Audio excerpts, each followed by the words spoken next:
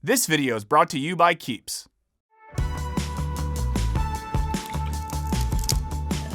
What's up, Wisecrack? Michael here. Now, I'm sure a lot of you are sick of hearing about the Oscars. You either don't care and are starting to wonder why you clicked this video, or you do care and are deeply offended by the following statement. Nobody should care about the Academy Awards. We say this as film lovers who have been burned one too many times by the Academy's bizarre choices. And we say it as philosophy students trying to understand how Crash could possibly be considered the most significant film of 2004. You want something from me? Because I'm right here. I'm trying to help you. I didn't ask for your help, did I? But most of all, we say it as human beings who hate the media discourse surrounding the Oscars so much, we considered entering a sensory deprivation tank for the duration of this year's award season. Jokes aside, what's the big deal? What's wrong with people celebrating how much they love Green Book? And I'm about to embark on a concert tour, the majority of which will be down south. Atlantic City. No, the deep south. The way we see it, the problem lies in the profound influence the Academy Awards have on the creation of new movies. But we'll get there. So without further ado, welcome to this Wisecrack Edition. The Oscars were a mistake. But before we get into it, I want to give a shout out to this week's sponsor, Keeps. Keeps is a hair loss prevention subscription service whose mission is to help you keep your hair on top of your head. If you're a guy, you should know that 2 out of 3 men will experience some form of male pattern baldness by the time they're 35. Trust me, I would know. If you love your locks, then you can combat this issue no sweat. Keeps offers treatments that can stop and even prevent hair loss. Their treatments are FDA approved and 90% effective in most cases. Some men even experience hair regrowth after using their treatments. Going to the doctor for this problem is time consuming and may not be your first priority, but Keeps lets you order your own treatment from the comfort of your own home and there is no doctor's visit necessary. Find out why Keeps has more 5-star reviews than any of its competitors and why nearly 100,000 men trust Keeps as their hair loss prevention medication. Keeps treatments start at just $10 a month, and for a limited time, you can get 50% off your first order. Take action today and prevent further hair loss. Go to keeps.com/wisecrack for 50% off your first order. That's KEEPS.com/wisecrack. Now, back to the show. Every year, tens of millions of people tune in to see who will receive the film industry's highest honors. But the Academy that doles out Oscars wasn't just created to celebrate performances by actors like Nicolas Cage in Leaving Las Vegas. It was instead created to pay people in the film industry less. The year is 1926, and you're Louis B. Mayer, an MGM studio mogul preparing to do the most studio mogul-y thing of all, build a fancy Santa Monica beach house. As recounted by critic and author David Thompson in Vanity Fair, Mayer wanted to hire some MGM set designers to help construct his oceanside paradise. But there was a problem. The set designers were just about to become a part of Hollywood's first union, complete with new contracts that made them very expensive. In case you were worried about the well-being of Mayer's new home, he managed by hiring a few pricey set designers and relying on cheaper laborers for the rest. But the dude was more or less haunted by the idea that actors, directors, and screenwriters would follow suit and unionize for better wages. So he concocted a genius plan. He made his own union. He beat them to the punch, creating an institution that could swoop up his opposition and stop unions before they even started. It was the historical equivalent of your boss giving you a gift card to your local TGI Fridays instead of that raise you asked for. Mayer's new institution was the Academy of Motion Picture Arts and Sciences, the Academy for short. If you think the long name sounds snooty, that's the whole point. According to Thompson, it made you think the Academy had always been there, arranged by God and Harvard and Albert Einstein, and not a few cigar-smoking jerks looking for cheap non-union labor. At its inception, the Academy was comprised of 36 actors, directors, writers, technicians, and producers. They were conferred elite status and the vague promise that working conditions in the industry would improve. But while the Academy promised to create industry standards and handle labor disputes, it was privately viewed as a way to render unions unnecessary. On a broader level, the organization was dedicated to promoting a positive, wholesome image of Hollywood during a decade plagued by industry scandals in the form of Charlie Chaplin's scandalous divorce or Fatty Arbuckle's being tried for drunken manslaughter. Anyway, these powerful, image-conscious folks had a fancy banquet in January of 1927. The only thing the festivities were missing? Something to make people feel even more special. A legitimizing factor, if you will. Enter awards. As Mayer recounted to his biographer, I found that the best way to handle movie makers was to hang medals all over them. If I got them cups and awards, they'd kill themselves to produce what I wanted. That's why the Academy Award was created. Come 1929, the first awards were handed out in a 15-minute private ceremony. These awards were also a way for the movie industry to affirm its own artistic importance. On one level, this can seem as obvious self-indulgence. On another level, scholar Peter DeCherney argues, it was a way to brand Hollywood talent as skilled artistry rather than labor, in the process rendering labor unions unnecessary. DeCherney argues that the award categories themselves created two separate classes of Hollywood workers, lowly laborers and artistes. However, Mayer's ingenious solution to the pesky union problem was ultimately doomed. The economic turmoil of the early 1930s led everyone from actors to writers to directors to organize. In a delicious twist, fledgling unions like the Screen Actors Guild, the Writers Guild, and the Directors Guild boycotted subsequent Oscar ceremonies in successful attempts to strong-arm the Academy into negotiations. Those unions remain powerful to this day. Still, that annual love letter to Hollywood's most glamorous residents would become one of the most effective promotional tools of all time, establishing American film as the world's primary form of entertainment. Increasingly fawning media coverage intensified America's emotional investment in the movie industry, and especially in the celebrities who win and lose shiny prizes. As the cult of celebrity grew, obsessive interest in the fashions worn, the attractive dates escorted, and the scandalous after-parties ballooned. So now we know the shady origins of the Oscars. But the real question is, are they even good at what they do? After all, if your goal is to award artistic excellence, you'd hope said excellence would withstand the test of time, or at least do so better than, say, the 1956 picture Around the World in 80 Days, or the 1989 gem Driving Miss Daisy. While an Oscar award is pretty ubiquitously seen as a confirmation of artistic merit, some decisions the Academy has made have cast doubt on the industry's ability to appraise its own work, and that's putting it politely. This seemed like a better idea in rehearsal. Last year alone, controversy brewed over choices like Best Editing for Bohemian Rhapsody, a film which IndieWire called a masterclass in bad editing, in which even the editor himself admits of one scene, "Whenever I see it, I want to put a bag over my head."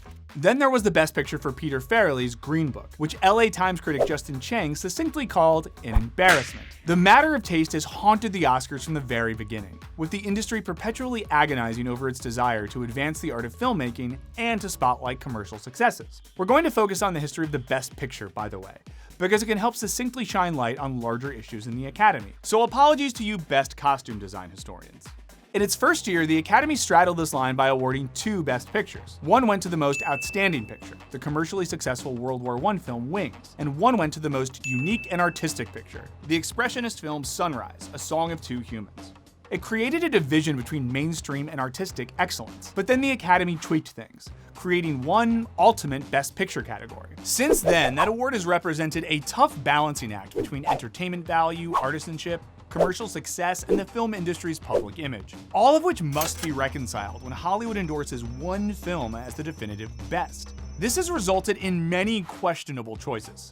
In 1953, the still widely respected film Singin' in the Rain wasn't even considered for Best Picture. The award instead went to The Greatest Show on Earth, which has an abysmal 43% critic score on Rotten Tomatoes. The wildly inventive film Brazil, a Wisecrack favorite, so maybe we're a little biased, also didn't manage to get nominated for Best Picture in 1986. Instead, the top prize went to Out of Africa. Brazil has a 98% critic approval on Rotten Tomatoes and a 90% audience approval, speaking to its long-lasting appeal and artistic brilliance. Meanwhile, Out of Africa has a 58% critic score and a not-so-bad 83% audience score. What's more, Gladiator won Best Picture in 2000 when the goddamn freaking Matrix wasn't even nominated. I'm going to stop this list before I burst a blood vessel, but I think the question has been raised. Why is the Academy proven to be both predictable and frankly annoying in its choice of Best Picture nominees and winners? There's a certain pattern when it comes to the Oscars' highest prize. Most notably, genre makes a big difference for Best Picture. Dramas tend to rack up the top prize, winning 89% of the time between 1928 and 2010, according to Collider. Specific types of drama also have an easy way in. A UCLA study of Best Picture nominees between 1985 and 2009 found that war movies, historical epics, and biographies fare incredibly well. Meanwhile, IMDb keywords like family tragedy, whistleblower, domestic servant, and Watergate correlated most highly with nominations. Collider also noted that the Oscar tends to go to the longest film nominated, and that 80% of Best Picture winners since 1980 clocked in at over 2 hours. American film historian Damian Bana sums up the vibe of the Best Picture winners as movies that are aesthetically conservative, but which contain humanistic or uplifting attitudes. That is, movies that make Hollywood feel important without challenging the status quo, which is why romantic war dramas like The English Patient beat arguably better but decidedly nihilistic films like Fargo. So what, in contrast, doesn't win Best Picture? Negatively associated are IMDb terms like zombie and black independent film, which is why the objectively groundbreaking, hasn't aged a day Night of the Living Dead lost to the decidedly dated musical Oliver, and also why Spike Lee didn't win an Oscar until 30 years after the release of Do the Right Thing, which lost to, and I can't stress this enough, Driving Miss Daisy. Morning, Miss Daisy. Thought I'd see you after your zinnias. You leave my flower bed alone. Oh, and if you're making a kick-ass fantasy film or horror film, don't hold your breath waiting for a nomination. After all, even Psycho, almost universally regarded as the best horror film of all time, wasn't nominated for Best Picture. That was the same year flicks like Elmer Gantry's Sons and Lovers and The Sundowners, none of which you've heard of, were nominated. Not even one of the finest works of sci-fi is likely to earn a nomination, including the famously snubbed, breathtaking 2001: A Space Odyssey.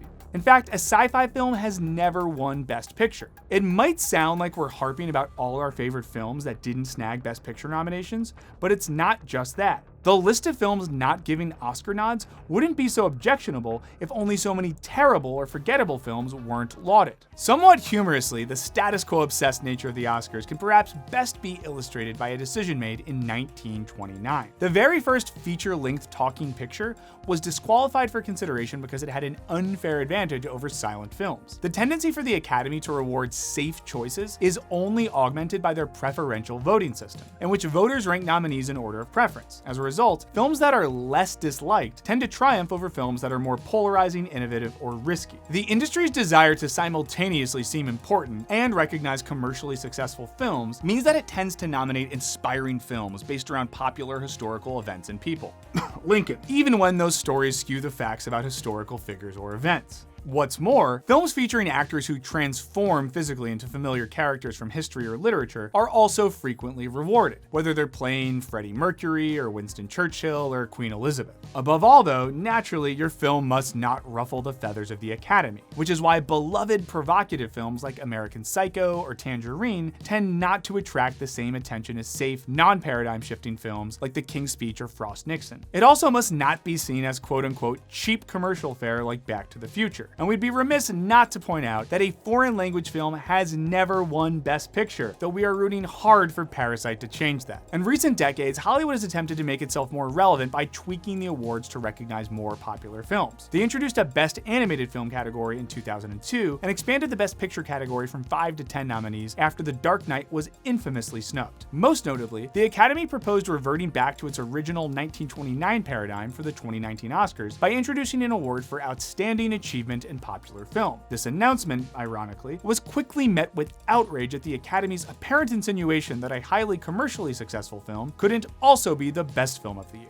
They quickly rescinded the decision before promptly and predictably giving its highest honors to a 130-minute, historically inaccurate drama featuring an uplifting interracial friendship during American segregation. Speaking of Green Book, important and popular films that tend to win also seem to skew preachy.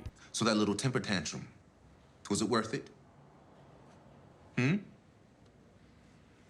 never win with violence, Tony. You only win when you maintain your dignity. Dignity always prevails. Without asking too many hard questions or being too provocative. So we get a lot of feel-good interracial friendships and a lot less horse people-fueled revolutions, which gets us to Oscar bait, a catch-all term for the way studios try to game their way into a Best Picture nomination, whether that be the kind of film they make, the time they release the film, or the marketing strategy surrounding it. Oscar bait can only exist because the Oscars are so predictable for all the previously cited reasons. This mutually reinforcing system means that studios keep making more English Patients and War Horses and timing them to coincide with the fall Oscar season.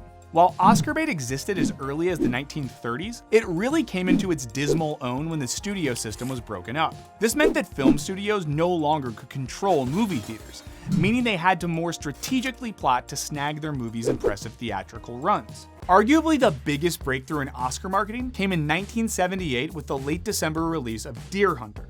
The film is great, but Universal Studios determined that it was too intense and sad to organically become a box office success. So they planned its entire marketing strategy around an Oscar nomination. Spoiler alert, the strategy worked and Deer Hunter snagged 9 nominations and 5 wins, including Best Picture. In the process, it changed the way studios thought about the awards. And so every fall, we get a predictable parade of movies about a world war or a conflicted monarch or an inspiring character overcoming the odds to succeed because that's the gosh darned American way. And yes, exceptions exist, but it's an undeniable trend. Along with the rise of Oscar bait has come the intensification of pre-Oscar marketing campaigns. Now, swaying Academy judges with more than just talent is as old as the Oscars themselves. When the awards were just a year old, Best Actress nominee Mary Pickford had the entire voting committee over for tea at her estate, an invitation then considered Tinseltown's greatest status symbol. She subsequently won her Best Actress award, but could victory really have felt that great? Advertising campaigns soon extended beyond tea parties, with for-your consideration ads debuting in newspapers in 1936.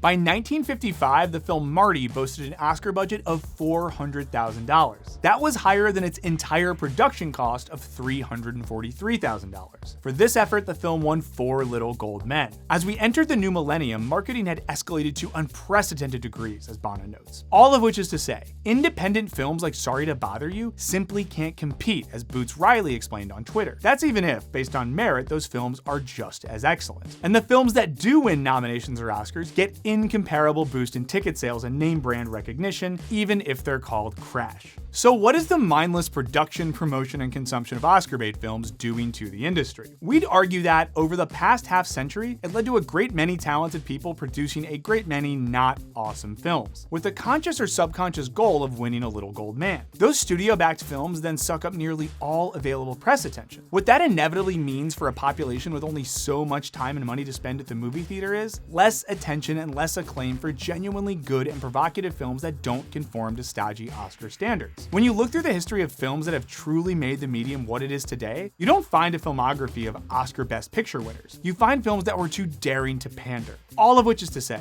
skip the Oscars this year and watch a couple of movies that aren't afraid to alienate you. Try Brazil or Spring Breakers, Advantageous or Personal Shopper, The Witch or Under the Silver Lake. Honestly, anything but Green Book. But hey, what do you think? Thanks to all our patrons for supporting our podcast and the channel.